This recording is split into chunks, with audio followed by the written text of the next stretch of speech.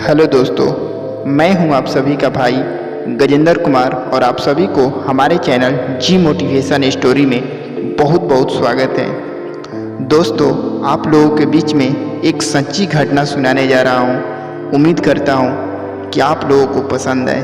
तो चलिए दोस्तों, वीडियो को शुरुआत करते हैं।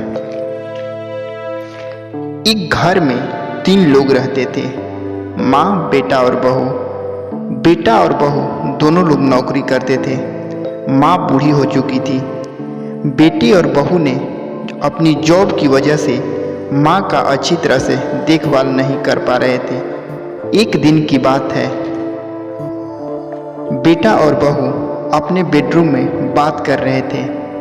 बेडरूम का दरवाज़ा खुला था और दरवाज़ा खुला होने के कारण बेटा और बहू की बातें बाहर कमरे में बैठी माँ को भी स्पष्ट सुनाई दे रही थी। उस आदमी ने अपनी पत्नी से कह रहा था कि हम लोग दोनों आदमी जॉब करते हैं और इसी कारण हम लोग माँ का ध्यान बिल्कुल ही नहीं रख पाते हैं। उनकी देखभाल कौन करेगा? क्यों न हम माँ को वृद्धा आश्रम में दाखिल करा दें। वहाँ उनकी देखभाल भी होगी और हम भी कभी कभी माँ से मिलते रहेंगे। उस आदमी की बात सुनकर उसकी पत्नी ने जो कहा, वह सुनकर बाहर बैठी माँ की आंखों से आंसू निकलने लगे।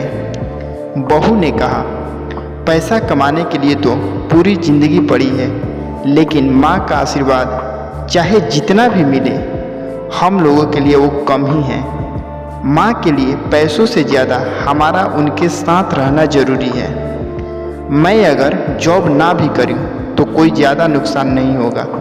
मैं माँ के साथ ही रहूँगी, उनकी देखभाल करूँगी। घर पर ही कुछ बच्चों को ट्यूशन पढ़ा लूँगी, इससे माँ की देखभाल भी कर पाऊँगी। याद कीजिए, जब आप छोटे थे तभी आपके पिताजी नहीं रहे और दूसरे के घर में काम धंधा करके आपकी माँ ने आपका पालन पोषण किया, आपको पढ़ाया लिखाया, आपको इस काबिल बनाया। उस समय तो आपकी माँ ने कभी भी आपको दूसरे के यहाँ नहीं रखी थी आपको देखभाल करने के लिए।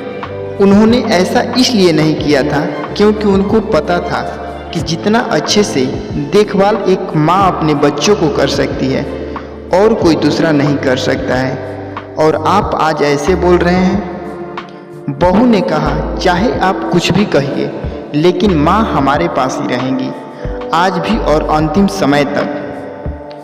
अपनी बहू की बात सुनकर बाहर बैठी माँ ने रोने लगती है और रोते रोते वहाँ से उठकर पूजा घर में पहुँचती है और ईश्वर के सामने खड़े होकर ईश्वर का आभार मानती है और उनसे कहती है कि हे भगवान, आपने मुझे बेटी नहीं दी, इसी कारण मैंने आपको बहुत ही भला बुरा कहती रहती थी, लेकिन ऐसी भाग्य लक्ष्मी मेरे हिस्से में देने के लिए मैं आपको किस शब्द से आभार व्यक्त करूं। ऐसी बहू पाकर तो मेरा जीवन सफल हो गया। मैं आपका हमेशा कर्जदार रहूंगी।